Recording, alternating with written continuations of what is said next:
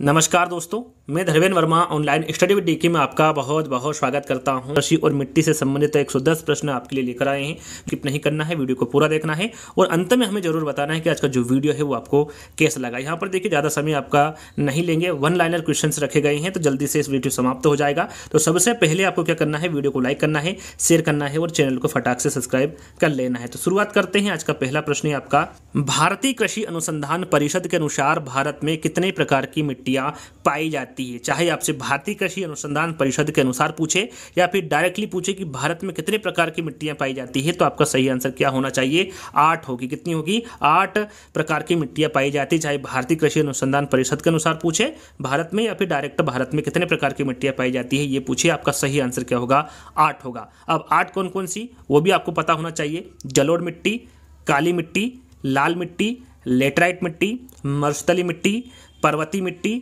पीट मिट्टी जिसे जैविक मिट्टी के नाम से भी जाना जाता है, और 8वीं मिट्टी है लवणी मिट्टी जिसे क्षारीय मिट्टी के नाम से भी जाना जाता है। तो ये 8 प्रकार की मिट्टी है जिनके बारे में आपको जानकारी होना चाहिए। यहाँ पर देखिए, क्षेत्रीय विस्तार या फिर कृषि में महत्व की दृष्टि से आपसे पूछा जाए कि भारतीय मिट्टियों के कितने प्रमुख वर्ग हैं, तो कितने प्रमुख वर्ग होंगे, 4 होंगे। कृषि में महत्व की दृष्टि से या फिर क्षेत्रीय विस्तार से भारतीय मिट्टियों के जो प्रमुख वर्ग होंगे वो 4 होंगे। कौन कौन सी मिट्टी आएगी? 4, जलोढ़ मिट्टी, लाल मिट्टी, काली मिट्टी और लेटराइट मिट्टी। ये 4 प्रकार की जो मिट्टियां हैं, जो क्षेत्रीय विस्तार और कृषि में महत्व की दृष्टि से भारतीय मिट्टियों के प्रमुख वर्ग हैं, जो कि 4 प्रकार की होगी। भारत में सर्वाधिक गेहूं उत्पादन करने वाला राज्य कौन सा है? तो यहाँ पर भारत में सर्वाधिक गेहूं उत्पादन वाले राज्य के बारे में पूछा गया है, तो वो उत्तर प्रदेश होगा। भारत में केंद्रीय औषधि शोध संस्थान कहाँ पर है? देखिए, संस्थान के बारे में एग्जाम में पूछा जा रहा है, तो भारत में केंद्रीय औषधि संस्थान शोध संस्थान के बारे में पूछा जाए आपसे, तो वो कहाँ पर होगा? लखनऊ में होगा। भारत की सर्वाधिक महत्वपूर्ण मिट्टी कौन सी? देखिए, सर्वाधिक महत्वपूर्ण मिट्टी के बारे में आपको पता होना चाहिए कि भारत की जो सर्वाधिक महत्वपूर्ण जो मिट्टी होगी वो जलोढ़ मिट्टी होगी। अगला प्रश्न है, भारतीय कृषि अनुसंधान संस्थान की जो स्थापना है ये कब और कहाँ की गई थी? तो यहाँ पर देखिए, सन भी आपसे पूछा जा रहा है, साथ साथ अभी जो एग्जाम चल रही है उसमें, तो सन भी आपको ध्यान रखना है। 1905 में कहाँ की गई थी? तो बिहार के पूसा में की गई थी। भारतीय कृषि अनुसंधान संस्थान की जो स्थापना है ये 1905 में बिहार के पूसा में की गई थी। भारत के सर्वाधिक क्षेत्र पर किस प्रकार की मिट्टी का विस्तार पाया जाता है? तो सर्वाधिक जहां पर आए मिट्टी के बारे में पूछा जाए तो आपका सही आंसर क्या होगा? जलोढ़ होगा। भारत के सर्वाधिक क्षेत्र पर किस प्रकार की मिट्टी का विस्तार पाया जाता है? तो जलोढ़ मिट्टी का विस्तार पाया जाता है। देखिए, जितनी भी क्रांति हैं उनका संबंध किससे है, इसके बारे में आपको पता होना चाहिए। जैसे कि पीली क्रांति का जो संबंध है वो किससे है? तो ये तिलहन उत्पादन से है पीली क्रांति का संबंध।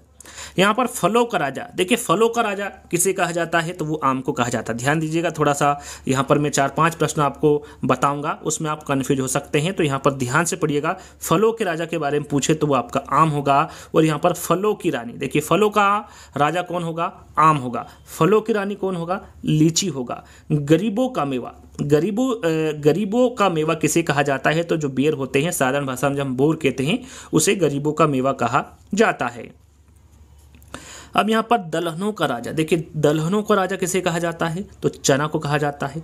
दलहनों की रानी किसे कहा जाता है? तो वो मटर को कहा जाता है। ध्यान दीजिएगा, दलहनों का राजा चना को कहा जाता है और दलहनों की रानी मटर को कहा जाता है। निम्नलिखित राज्यों में से किसमें भारत की सबसे बड़ी अंतर्देशीय लवणीय आर्द्र भूमि है? तो वो है राजस्थान। याद रखिएगा, इंपोर्टेंट प्रश्न है। राजस्थान राज्यों में भारत की सबसे बड़ी अंतर्देशीय लवणीय आर्द्र भूमि होगी।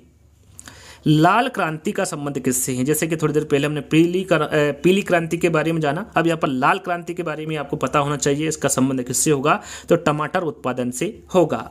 नवीन जलोढ़ मिट्टी को अन्य किस नाम से जाना जाता है? सबसे पहले आपको पता होना चाहिए कि जो जलोढ़ मिट्टी है उसके कितने प्रकार होते हैं? 2 प्रकार होते हैं, यानी कि 2 प्रकार की जलोढ़ मिट्टी होती है। एक होता है नई जलोढ़ और दूसरा होता है पुरानी जलोढ़। तो यहाँ पर जो नवीन जलोढ़ है या फिर नई जलोढ़ है और पुरानी जलोढ़ है, इनके और अन्य नाम भी है, उसके बारे में आपको पता होना चाहिए। जैसे कि नवीन जलोढ़ मिट्टी को जो अन्य किस नाम से जाना जाता है, तो उसे खादर के नाम से जाना जाता है। और यदि पुरानी जलोढ़ के बारे में पूछे तो उसे बांगर के नाम से जाना जाता है। किस नाम से? बांगर के नाम से। तो आगे बात करेंगे उस प्रश्न के बारे में। तो यहाँ पर अगला प्रश्न है आपका, भारतीय कृषि अनुसंधान संस्थान ये कहाँ पर स्थित है?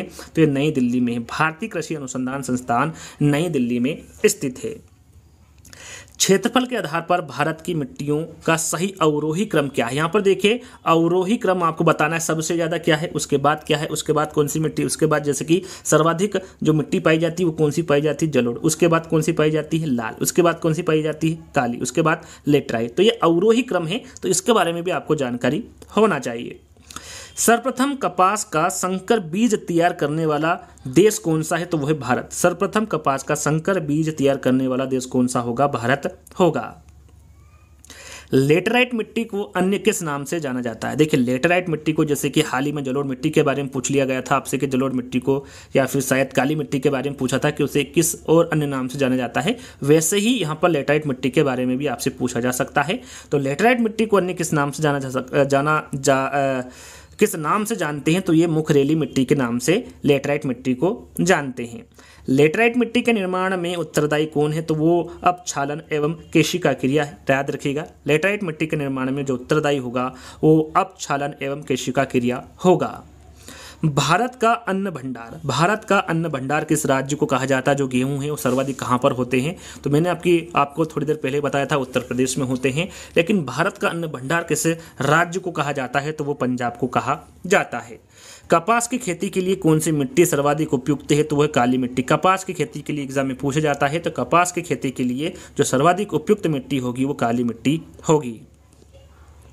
भूरी क्रांति, भूरी क्रांति ये किससे संबंधित है, तो ये उर्वरक उत्पादन से संबंधित है भूरी क्रांति। लावा के प्रवाह से किस मिट्टी का निर्माण होता है, तो वो काली मिट्टी। लावा के प्रवाह से किस मिट्टी का निर्माण होता है, तो वो काली मिट्टी का निर्माण होता है। और लाल मिट्टी का जो लाल रंग होता है वो किसके कारण होता है, तो वो लौह ऑक्साइड के कारण होता है। जो लाल मिट्टी का लाल रंग होता है वो लौह ऑक्साइड के कारण होता है। भारत के विभिन्न क्षेत्रों में विभिन्न प्रकार की मिट्टियां पाई जाती है, इसका प्रमुख कारण क्या है इसका प्रमुख कारण, तो वहाँ की जलवायु है, संरचना एवं उच्चावच की विविधता है। इसके कारण भारत के विभिन्न क्षेत्रों में विभिन्न प्रकार की मिट्टियां पाई जाती है। अंगूर का जो बगीचा है वो किसे कहा जाता है, इंपोर्टेंट है, तो याद रखिएगा जो अंगूर का बगीचा है ये नासिक को कहा जाता है।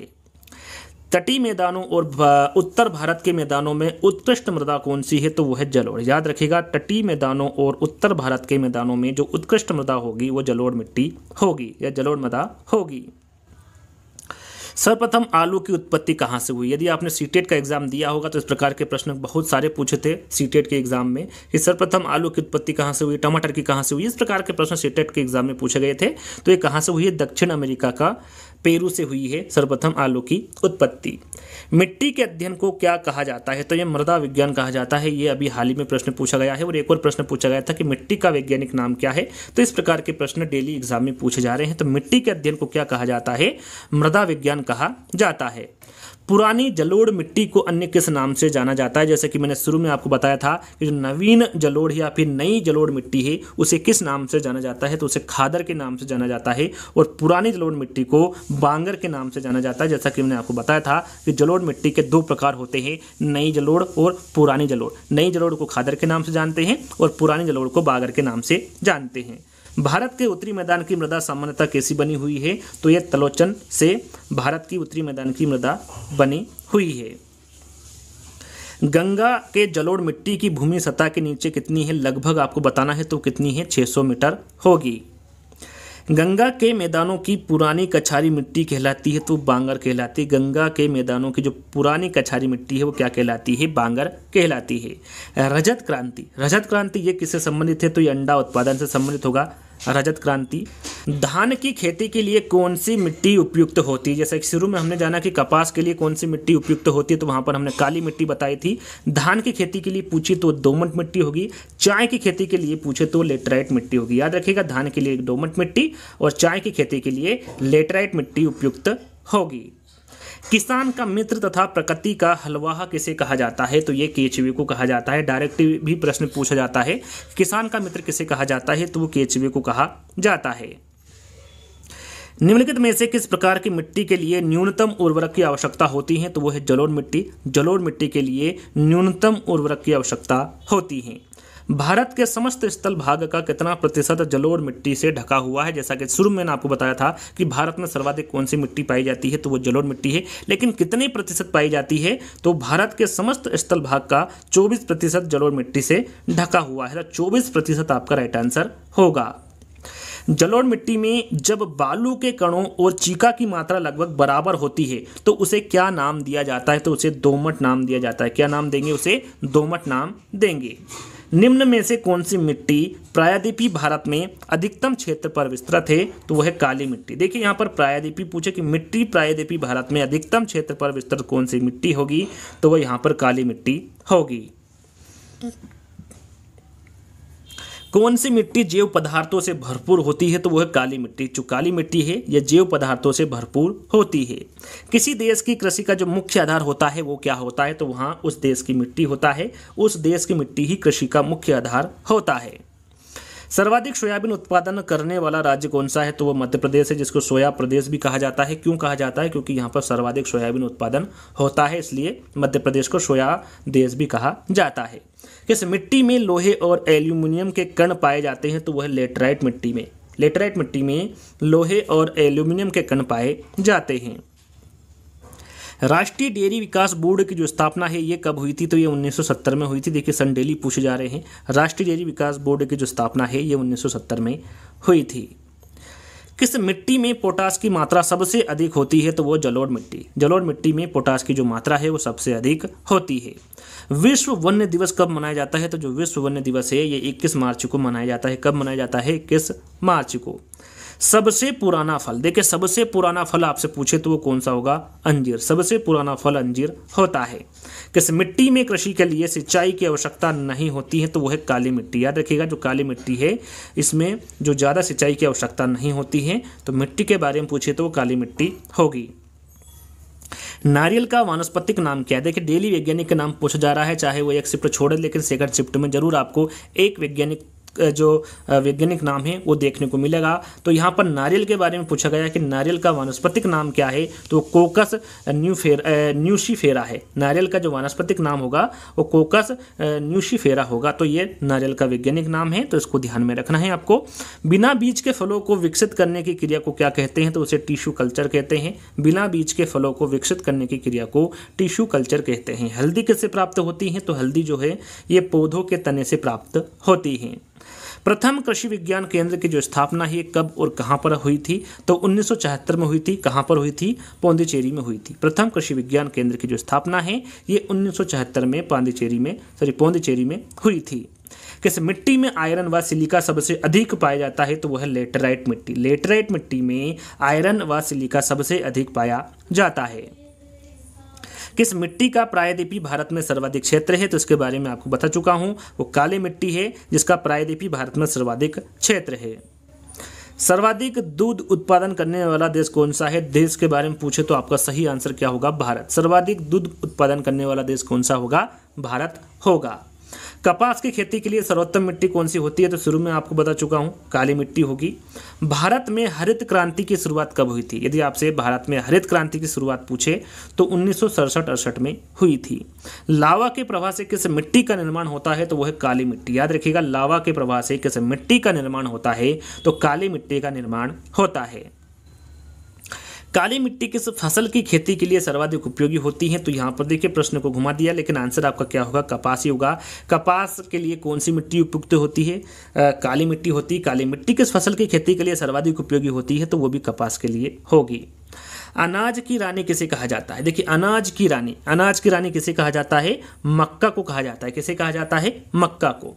निम्नलिखित में से कौन सी मिट्टी जैव पदार्थों से भरपूर होती? जैव पदार्थों से भरपूर कौन सी मिट्टी होती? शायद इसका आंसर मैं पहले भी बता चुका हूं, वो काली मिट्टी होगी जिसका जैव पदार्थों से भरपूर होगी। भारतीय अर्थव्यवस्था का मुख्य आधार क्या है? तो वो है कृषि। भारतीय अर्थव्यवस्था का मुख्य आधार क्या होगा? कृषि होगा। किसी मिट्टी का निर्माण बेसाल्ट चट्टानों के विखंडन से हुआ है? किस मिट्टी का निर्माण बेसाल्ट चट्टानों के विखंडन से हुआ है? तो वो मिट्टी कौन सी होगी? काली मिट्टी होगी। सबसे ज्यादा प्रोटीन किस में पाया जाता है? तो सबसे ज्यादा जो प्रोटीन है सोयाबीन में पाया जाता है। कितने प्रतिशत पाया जाता है? तो 46% पाया जाता है सोयाबीन में प्रोटीन की मात्रा। तो यहाँ पर सोयाबीन आपका राइट आंसर होगा। किस मिट्टी में कृषि के लिए सिंचाई की आवश्यकता नहीं होती है? तो वो है काली मिट्टी। ये पहले भी बता चुका हूँ कि काली मिट्टी एक ऐसी मिट्टी है जिसमें कृषि के लिए सिंचाई की आवश्यकता ज़्यादा नहीं होती है। भारत में काली कपासी मिट्टी को किस स्थानीय नाम से जाना जाता है? थोड़ी देर पहले ही 2-3 बार मैं आपको बता चुका हूँ कि जो काली मिट्टी है उसमें कौन सी फसल होती है, तो उसमें कपास की फसल होती है, इसलिए काली कपासी मिट्टी के नाम से भी इसे जाना जाता है। लेकिन वहाँ के जो स्थानीय नाम है वो क्या है इसका? तो इसका जो स्थानीय नाम होगा वो रेगुड़ होगा। भारतीय दलहन अनुसंधान संस्थान ये कहाँ पर स्थित है? तो ये कानपुर में, याद रखिएगा। भारतीय दलहन अनुसंधान संस्थान ये कहाँ पर होगा? तो ये कानपुर में होगा। चीनी का कटोरा किस राज्य को कहा जाता है? तो ये उत्तर प्रदेश को। चीनी का कटोरा उत्तर प्रदेश को कहा जाता है। किस मिट्टी के बारे में यहाँ कहा जा सकता है कि इसकी जुताई स्वतः होती रहती है? तो वो है काली मिट्टी। याद रखिएगा, काली मिट्टी के बारे में यहाँ कहा जा सकता है कि इसकी जुताई स्वतः होती रहती है। भारत में लाल मिट्टी का सर्वाधिक विस्तार पाया जाता है। कहाँ पर पाया जाता है? तो आंध्र प्रदेश और तमिलनाडु में। याद रखिएगा, इंपॉर्टेंट है। भारत में लाल मिट्टी का जो सर्वाधिक विस्तार पाया जाता है ये आंध्र प्रदेश एवं तमिलनाडु में पाया जाता है। मिट्टी की उर्वरकता को बनाए रखने के लिए कौन सी पद्धति अपनाई जाती है? तो ये फसल चक्र पद्धति। याद रखिएगा, मिट्टी की उर्वरकता को बनाए रखने के लिए जो पद्धति अपनाई जाती है वो फसल चक्र पद्धति होगी। प्रायद्वीपीय भारत में क्षेत्रीय मृदा के निम्न प्रकारों में से कौन सा होगा? तो लाल और पीली मृदा होगी। प्रायद्वीपीय भारत में जो क्षेत्रीय मृदा होगी वो लाल और पीली मृदा होगी। तमिलनाडु के 2/3 क्षेत्र पर किस मिट्टी का विस्तार पाया जाता है? तो थोड़ी देर पहले हमने बताया था कि आंध्र प्रदेश और तमिलनाडु में कौन सी मिट्टी पाई जाती है? तो वो लाल मिट्टी पाई जाती है। लेटराइट मिट्टी महत्वपूर्ण रूप से पाई जाती है। तो मालाबार तटीय क्षेत्र में लेटराइट मिट्टी महत्वपूर्ण रूप से पाई जाती है। किस प्रकार की मिट्टी में कार्बनिक पदार्थ की अधिकता होती है? तो वह है काली मिट्टी। काली मिट्टी में कार्बनिक पदार्थों की अधिकता होती है। किस प्रकार की मिट्टी में सबसे कम उर्वरक की आवश्यकता होती है? तो वह जलोढ़ मिट्टी। याद रखिएगा, जलोढ़ मिट्टी में सबसे कम उर्वरक की आवश्यकता होती है। गेहूं का वानस्पतिक नाम क्या है? यहाँ पर देखिए, गेहूं का वानस्पतिक नाम पूछा जाए तो आपका सही आंसर क्या होगा? Triticum aestivum. ये गेहूं का वानस्पतिक नाम होता है। भारत का बगीचा कहा जाता है? तो भारत का बगीचा बेंगलोर को कहा जाता है। किस मिट्टी में लोहे और एल्यूमिनियम की ग्रंथियां पाई जाती है? तो वो है लेटराइट। याद रखिएगा, लेटराइट मिट्टी में लोहे और एल्यूमिनियम की ग्रंथियां पाई जाती है। कौन सी मिट्टी सूख जाने पर ईंट की तरह कठोर और एवं नीली होने पर दही की तरह लिपलिपी हो जाती है? तो वह है लेटराइट मिट्टी। याद रखिएगा, लेटराइट मिट्टी सूख जाने पर ईंट की तरह कठोर और गीली होने पर दही की तरह लिपलिपी हो जाती है। भारत में फसल बीमा योजना कब लागू की गई थी? तो ये 1 अप्रैल 1985 को। भारत में फसल बीमा योजना 1 अप्रैल 1985 को लागू की गई थी।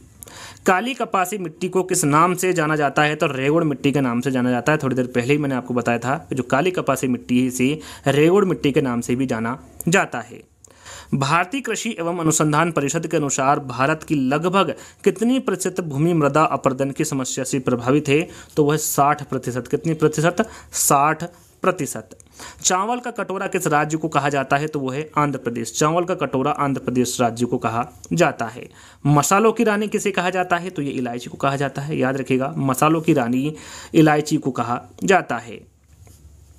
धान की खेती के लिए सर्वाधिक आदर्श मृदा कौन सी होगी? तो ये जलोढ़ मृदा होगी। धान की खेती के लिए सर्वाधिक आदर्श मृदा के बारे में पूछा गया है तो जलोढ़ मृदा आपका सही आंसर होगा। छोटा नागपुर पठार पर अत्यधिक मृदा अपरदन के लिए उत्तरदायी है तो वहाँ के वृक्षों के बड़े पैमाने पर कटाई ये छोटा नागपुर पठार पर अत्यधिक मृदा अपरदन के लिए उत्तरदायी है। नारियल का वानस्पतिक नाम है। देखिए, नारियल का वानस्पतिक नाम मैं आपको पहले ही बता चुका हूँ, कोकस न्यूसीफेरा होगा। क्या होगा? न्यूसीफेरा। ये मैं आपको पहले ही बता चुका हूँ। नारियल का जो वानस्पतिक नाम होगा वो कोकस न्यूसीफेरा होगा। मृदा अपरदन रोका जा सकता है तो वन रोपण द्वारा मृदा अपरदन को रोका जा सकता है। गुलाबी क्रांति किससे संबंधित है? तो जो गुलाबी क्रांति है यह झींगा पालन से संबंधित है। गुलाबी क्रांति। भारतीय गन्ना शोध संस्थान ये कहाँ पर स्थित है? तो ये कोयम्बटूर में स्थित है, भारतीय गन्ना शोध संस्थान। रेगुड़ नाम क्या है? रेगुड़ का नाम क्या है? देखिए, फिर से प्रश्न आ गया, रेगुड़ का नाम क्या है? तो रेगुड़ का नाम क्या होगा? काली मिट्टी होगा।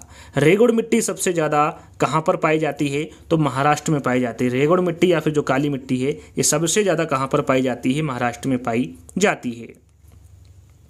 मसालों का बगीचा किस राज्य को कहा जाता है? तो ये केरल को। मसालों का बगीचा केरल राज्य को कहा जाता है। दूध की शुद्धता किस यंत्र की सहायता से मापी जाती है? तो वह है लैक्टोमीटर। दूध की शुद्धता लैक्टोमीटर यंत्र की सहायता से मापी जाती है। देश का प्रथम केंद्रीय कृषि विश्वविद्यालय की स्थापना कब हुई थी? तो ये हुई थी 1993 में। देश का प्रथम केंद्रीय कृषि विश्वविद्यालय की जो स्थापना है ये 1993 में हुई थी। किस किस्म का मिट्टी में जिप्सम का प्रयोग करके उसे फसल उगाने के उपयुक्त बनाया जा सकता है? तो वह है अम्लीय। यहाँ पर अम्लीय आपका राइट आंसर होगा। केंद्रीय वन अनुसंधान संस्थान ये कहाँ पर स्थित है? तो ये देहरादून में स्थित है। केंद्रीय वन अनुसंधान संस्थान देहरादून में स्थित है। फलों के मीठे होने का मुख्य कारण क्या है? तो उसमें मौजूद फ्रक्टोज है। याद रखिएगा, फलों के मीठे होने का जो मुख्य कारण होता है उसमें मौजूद फ्रक्टोज के कारण होता है। किस प्रकार की मिट्टी में कार्बनिक पदार्थों की अधिकता होती है? तो वह है काली मिट्टी। काली मिट्टी में कार्बनिक पदार्थों की अधिकता होती है। फूलों का अध्ययन कहलाता है। फूलों का अध्ययन क्या कहलाता है? तो एंथोलॉजी कहलाता है फूलों का अध्ययन। महाराष्ट्र में सर्वाधिक मात्रा में पाए जाने वाली उपलब्ध मृदा का प्रकार कौन सा है? तो वह है काली मिट्टी। काली मिट्टी कहाँ पर पाई जाती है सबसे ज़्यादा? तो महाराष्ट्र में पाई जाती है।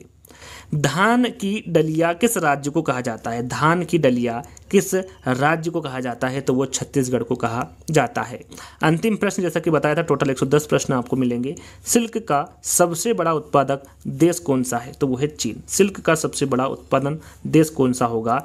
तो वो चीन होगा। तो यहीं पर आपके 110 कृषि और मिट्टी से संबंधित जो प्रश्न हैं वो यहीं पर समाप्त होते हैं। आज का वीडियो आपको कैसा लगा आपको कमेंट्स के माध्यम से बताना है। सबसे पहले यदि अभी तक आपने इस वीडियो को लाइक नहीं किया तो लाइक करना है, शेयर करना है और चैनल को सब्सक्राइब कर लेना है। तो जल्दी ही दोस्तों के नई वीडियो के साथ मिलेंगे। जब तक के लिए धन्यवाद।